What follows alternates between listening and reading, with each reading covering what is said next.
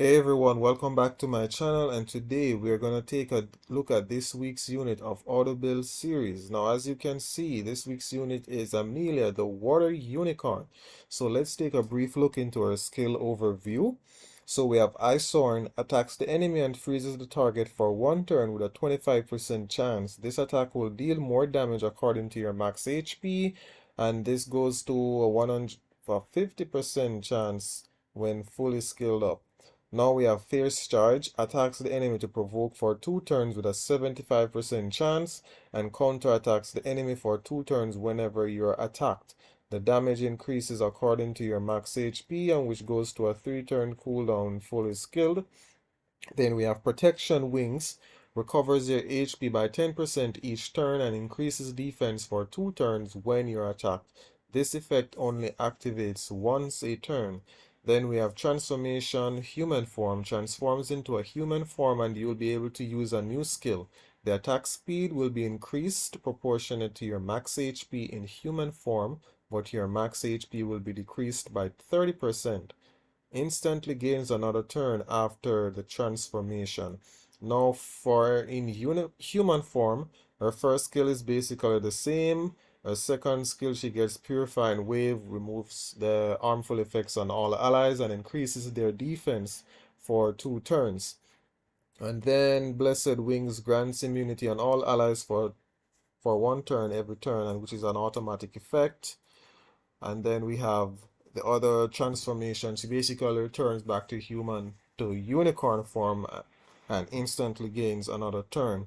Now let's take a look into her stat priority. For Eve, it would be speed, resistance, HP, defense, and accuracy. In my opinion, I believe she's best built on a resistance build because she's a very strong support unit.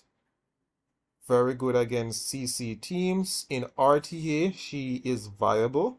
In Guild Wars, she's very strong depending on who you pair her with. Now, as it relates to her build, I would suggest that she's best built on a Violent Will. Both early, late game, end game. I mean, if you don't have Violence, Swift is fine.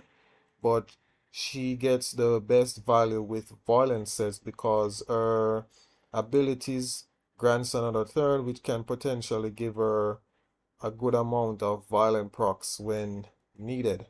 So, now let's take a look into some gameplay of her. We're gonna use some Guild Wars, and I will try to put her against the team that she does well against.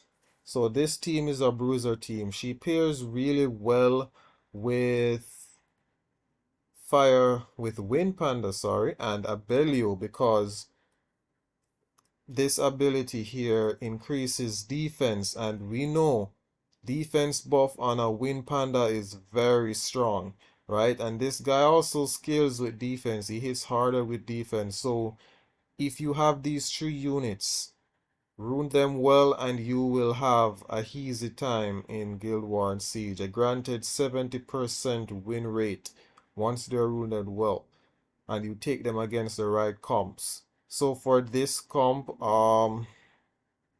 the Wind Panda is countering the Savannah.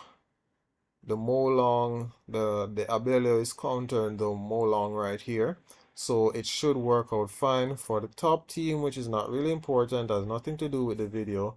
I want to get to it as quickly as possible. So we're just gonna use the cleave it and hopefully we win. Let's see here. I believe I should outspeed. Thank you. If I had a shield runes, I believe this guy would outspeed or something, or if they had shield runes. Really disgusting unit at times. So one shot for you.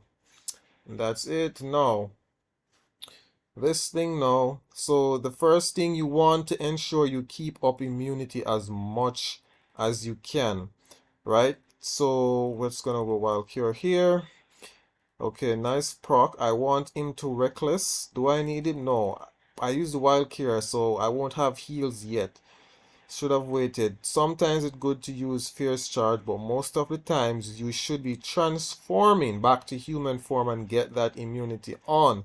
Because this girl is about to defense break. She might not defense break the Wind Panda because his defense is really high.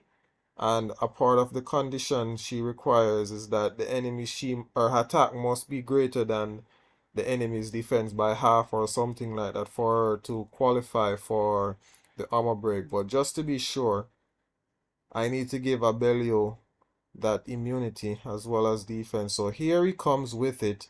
Thankfully, he really shouldn't die. So and then we basically get rid of the Molong. Okay, Praha got to heal him, so we're gonna weaken him some more. My Abelio is in trouble. It's not good. I'm going to attempt to stun this Savannah. Thankfully it worked. So now Wild Cure to heal up back. Buy some time so that this thing doesn't wreck my Abelio. So yeah, as it relates to artifacts for Amelia, you are good with defense increasing artifacts or damage taken from wind. You can go skill 3 recovery or some accuracy for skill 1 and 2. However, it's not really that much of a necessity. Her main job there is to stay alive, right? Stay alive as much as possible while providing support to these bruisers, immunity and all that good stuff. So we have to hurry and kill this. I really hope I don't lose Abelio here. I want to wake this up so I can leech more health from it. Nice. Almost killed it. Then we transform back. I believe Savannah has the strip, so I'm going to try to freeze, which is nice. I see that volume pro coming in. Now I can go back to human form and cleanse everybody, particularly Abelio rather. Then we do like this and kill the Praha. Wild Cure. So yeah, if you have this team, guys, if you have these 3 units, they make a good pair. Also, you can use Amelia with Copper Bulldozer or something like that. So yeah, that's it for this week's video. Guys, please stay tuned to the next one. Peace out.